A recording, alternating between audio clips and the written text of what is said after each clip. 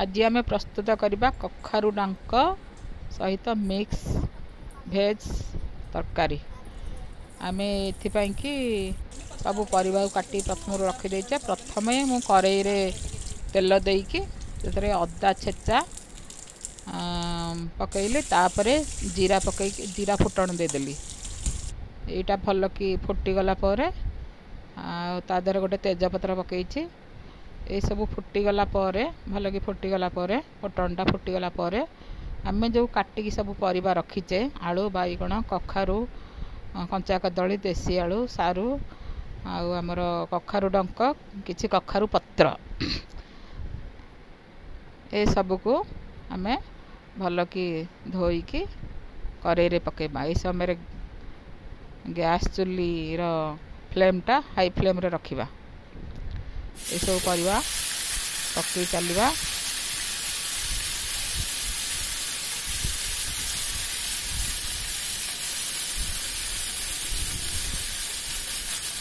आगुरी किसी आम बुट डाली भिजेक रखीदे तरकारी ऐड करवा।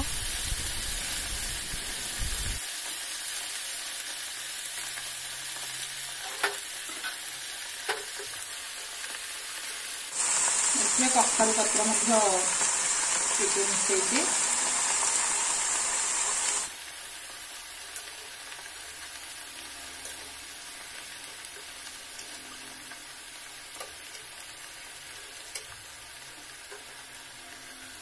देवा। हलदी आम शरीर बहुत उपकारी आपण जानी। हलदी गुंड पकईकि भल कि भाजीदेव कंचा अंशटा मरला पर्यंत तेल देकर भल कि भाजवा।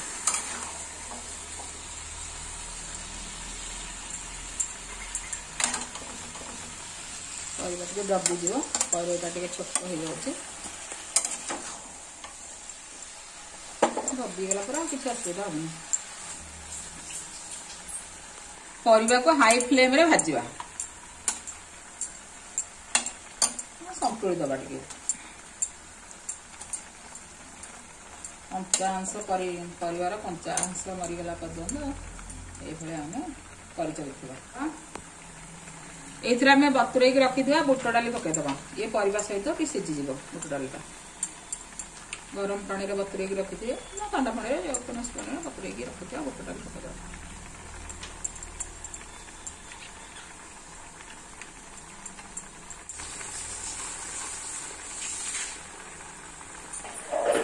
घोड़णी देदेबा ना बैगणटा कईठिया हो घोड़णी देदेले गरम पाई से सब गरम पाई माने मिक्स हो तल उपर करवा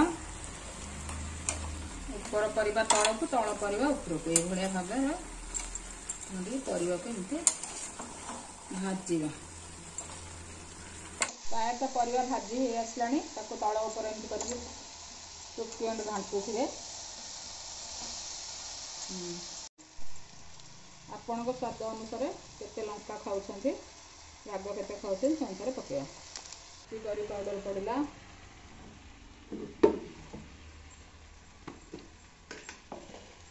आपर आम धनिया पाउडर पकेबा। परिवार क्वांटिटी देखिए आप आइडिया करके पकेबे। आपर जीरा पाउडर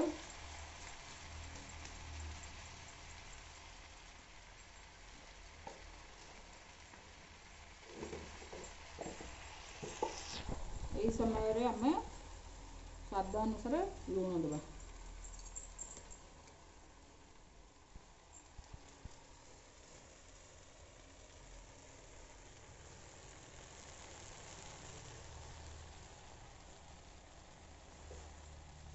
अनुसार लुण दे भल कि परिवा मसला को कौन भाजवा। भल कि गोल भाजी कर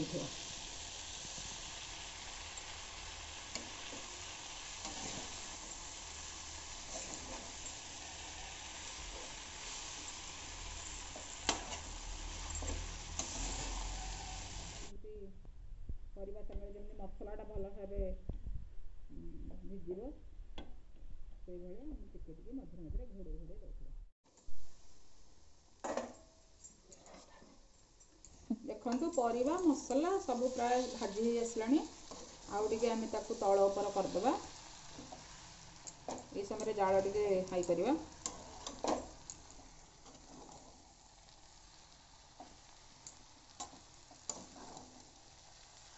ଦେଖନ୍ତୁ ବଢ଼ିଆ ଦେଖାଗଲାଣି ତରକାରୀଟା।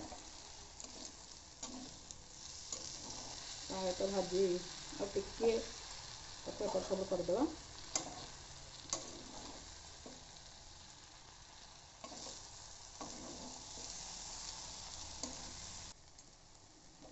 এই ସମୟରେ ଆମର ପାଣି ଦେବା। ପରିବା ଟିକେ ରହିବ, ଅଳ୍ପ ଟିକେ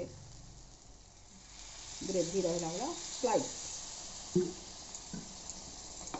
ଆଉ ଟିକେ ପରିବା ମସଲା ସିଝିବ, ସେଥିପାଇଁ ସ୍ଲାଇଟ୍ ଗ୍ରେଭି। ଶୁଖା ଶୁଖା ହେଲେ ଭଲ ଲାଗିବନି, ପୁରା ଡ୍ରାଇ ହେଲେ ଭଲ ଲାଗିବନି, ଟିକେ ଝଳଝଳିଆ ହେଲା ଭଳିଆ।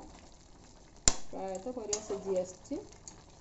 ଏଇସବୁ ପ୍ରୋସେସ୍ ଭିତରେ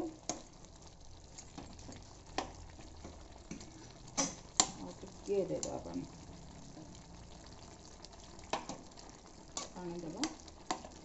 ସିଝିଗଲା ପରେ ଧନିଆ ପତ୍ର ଦେଇକି ଆମେ ଟିକେ ଗରମ ମସଲା ଦେବା।